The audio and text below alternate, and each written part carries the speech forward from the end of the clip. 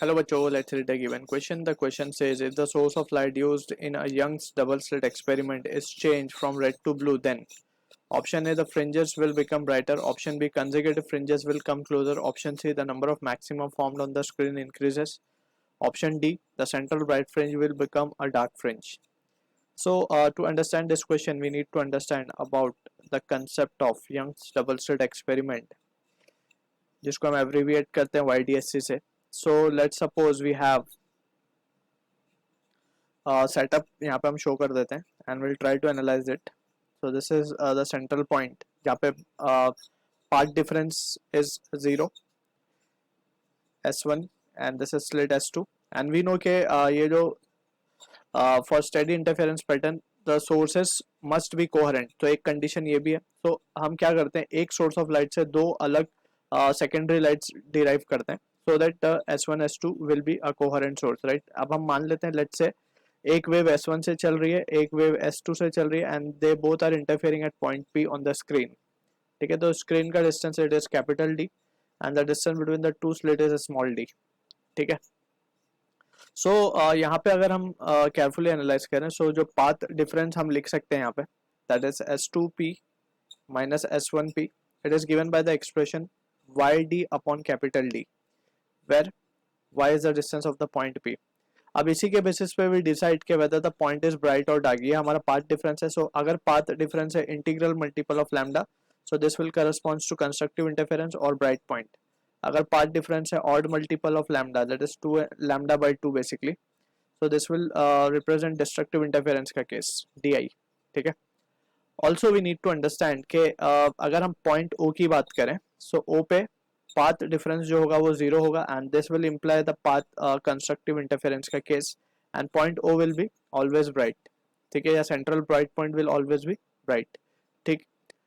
तो using this discussion basic understanding we need to answer the question. तो सबसे पहले अगर हम ध्यान से देखें तो हम यहाँ पे एक चीज होती है फ्रिंज विड्थ, जिसको हम बीटा से डिनोट करते हैं, राइट. सो हम लिख देते हैं यहाँ पे fringe width. Basically it is a distance between two consecutive minima or maxima. इसको बीटा से डिनोट किया गया. It is given by the expression lambda capital D upon small d. अब यहाँ पे हम देख सकते हैं कि अगर हमने वेवलेंथ चेंज की, क्योंकि हमें पता है कि जो wavelength of red colour is more compare to blue colour. ठीक है ना. तो यहाँ पे beta is in direct relation with lambda since D and D is a constant for a particular given setup. So we can say यहाँ पे से हम लिख सकते हैं कि beta for red will be greater than beta for blue, यानी कि फ्रिंज विड्थ जो होगी रेड कलर की वो ज्यादा होगी, यानी कि जो सेपरेशन है वो ज्यादा होगा. सो अगर हम रेड कलर की जगह ब्लू कलर यूज करें, सो फ्रिंज का जो सेपरेशन है वो क्लोजर आ जाएंगे, मीन्स कम दूर होंगे वो. ठीक है ना. तो ऑप्शन जो बी है हमारा, it is the correct answer. ठीक. अब हमको फर्दर ऑप्शंस भी चेक करने. सो अगर हम चेक करें, लेट्स से हम ए ऑप्शन को देखते हैं, the fringes will become brighter. So bright होने की जो कंडीशन है दैट इज हमने यहाँ पे डिस्कस की, part difference should be integral multiple of N lambda, और जो ऑड मल्टीपल अगर लैम्डा बाई 2 का तो डिस्ट्रक्टिव इंटरफेरेंस होगा. अगर हमसे बोला जा रहा है फ्रिंजेस विल बिकम ब्राइटर, यानी कि जो पहले ब्राइट था वो और ब्राइट हो जाए पॉइंट, अगर हमने रेड की जगह ब्लू यूज करे तो क्या ऐसा होगा. So we can say it depends upon intensity जो है,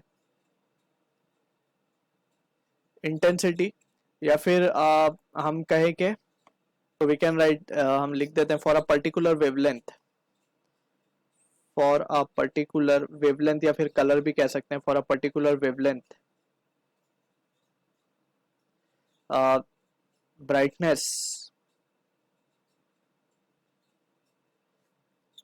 इज फिक्स्ड या फिर कांस्टेंट. क्योंकि हमें पता है कि इसमें जो इंटेंसिटी का जो कर्व हमें मिलता है वो इस तरीके का कुछ मिलता है.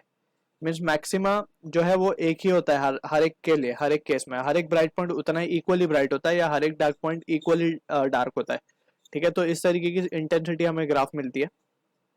तो यहाँ पे for a particular wavelength light बदलने से ब्राइटनेस पे कोई फर्क नहीं पड़ेगा, या फिर जो पहले ब्राइट था वो और ब्राइट हो जाए, ऐसा नहीं होगा. ठीक है.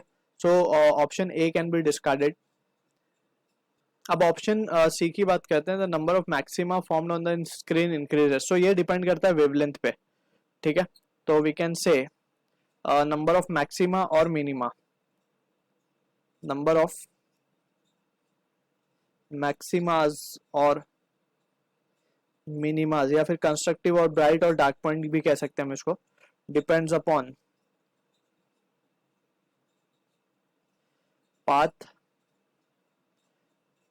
Difference and not on wavelength, right. ठीक है, सो पाथ डिफरेंस ज्यादा होगा बेसिकली, अगर हम पाथ डिफरेंस की जो रेंज है बेसिकली अगर हम कहें वो ज्यादा होगी, सो इन दैट सिचुएशन मैक्सिमा भी इंक्रीज होगा, नंबर ऑफ मैक्सिमा भी ज्यादा फॉर्म्ड होंगे और नंबर ऑफ मिनिमास भी ज्यादा फॉर्म्ड होंगे कंसेक्यूटिव। ठीक है, तो ऑप्शन सी को कहना कि the number of maxima formed on the increase formed on the screen increases, so this is incorrect. ठीक है, सो जस्ट कलर बदलने से मैक्सिमा पे कोई फर्क नहीं पड़ेगा। the central bright fringe will become a dark fringe, so this is also not possible, जैसे हमने डिस्कस किया central bright की कंडीशन। so central bright जो central bright fringe है will remain bright only, क्योंकि वहां पे पाथ डिफरेंस जीरो होगा। तो we can say for central bright fringe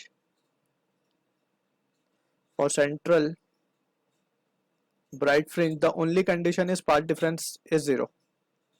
अब वो कोई भी लाइट हो, path difference is zero, therefore we can say it will remain bright।